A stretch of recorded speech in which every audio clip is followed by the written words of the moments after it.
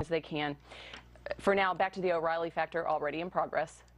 American Crossroads to get involved in primaries. Rush said, you know, we don't have a better record than the Tea Party. Well, first of all, we've never been involved in primaries as a group before. I've been involved personally. I gave money to Marco Rubio early in his campaign, primary campaign against Charlie Crist. I gave money early to Pat Toomey, went and gave a speech in New York to a group of Pennsylvania donors endorsing Toomey in the primary. I gave money to Tim Scott, a Tea Party Republican candidate from South Carolina whom I'd met. I gave it to him in the primary when there were so-called establishment candidates. But Crossroads has heretofore not been involved in primaries. What Crossroads has been doing is spending a lot of money on behalf of Tea Party candidates. We've spent over $30 million on behalf of Tea Party Senate candidates and over $25 million for Tea Party House candidates. So why are they mad at you for then, Marco Rubio. Well, let me finish. 2.9 for Rubio, 2.7 for Rand okay, Paul, I believe you. 8 million for Buck. Anytime you hold up your little sheet. There we go. Well, here's the issue. We spent $5.9 million for Richard Mourdock, who said that it was God's will if a woman was raped and became pregnant. We spent $3.3 million in Missouri until Todd Akin. We stopped spending when Todd Akin said a woman's body knows when she's been illegitimately or legitimately raped, whatever the heck that means. And our donors, to whom we have a responsibility, said, we're happy to keep writing big checks, but we got to do a better job of getting better conservative candidates in these races. So you made some mistakes, but everybody makes mistakes. Sure. But there is a philosophical difference from, say, a Christine O'Donnell in Delaware. Remember Christine? Big star among the Tea Party people. But the woman couldn't put 3 sentences together, and she got her butt kicked by a very weak candidate, Coons, right? And 16-point defeat. Right. There's a difference between people on the far right who do appeal to some Americans who really don't have...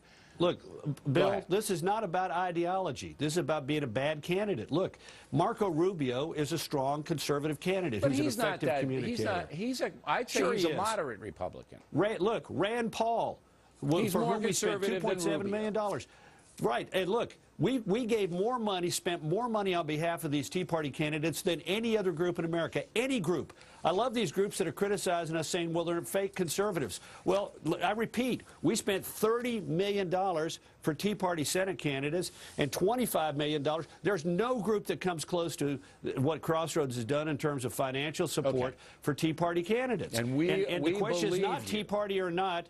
It's not the question of Tea Party or not. It's a question of whether or not they're a bad candidate or not. Look, we're talking to a lot of conservative groups who get involved in primaries. We never have before, but there are groups out there, and we're talking to them saying, look, let's sit down and figure out if we can do a better job of vetting these candidates. Because, look, even conservative groups that are involved in primaries don't get it right. I'm a friend of Scott Walker in Wisconsin. I gave him money in the primary, went and spoke at the convention that nominated him. Do you think he's a conservative? Well, guess what? One of the conservative groups opposed him for the nomination for governor. So even conservative groups don't get it right. But the issue is, can we begin to do a better job of vetting these candidates so we target our money and our resources better behind and get candidates who can win the general election? So poor Ashley Judd. The most conservative candidate who could win. All right, poor Ashley Judd. Come on now.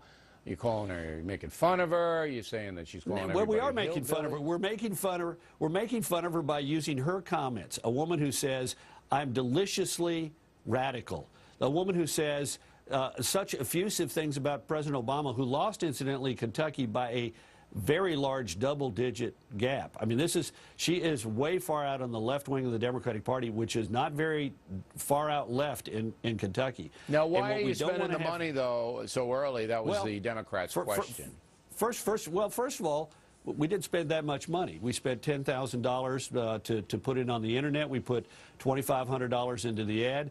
But look, we don't want to have happen in Kentucky what happened in Minnesota, where Al Franken knew I need to have a short campaign. I don't want people to pay a lot of attention to me. I don't want them to know a lot about me, except I'm a celebrity and a nice guy. She doesn't want a long campaign because this is just the opening story. This is the opening ad. She has said a bunch of stuff that the people of Kentucky, when they hear about it, are not going to like, and we are going to lay it out in plenty of time for people to get a handle on it.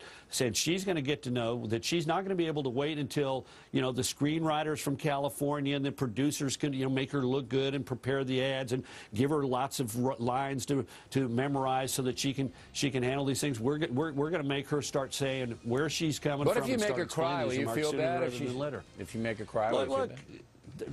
Look, O'Reilly, only you could be concerned with making a political figure cry. I mean, please. Because I'm a compassionate man. You know that. We want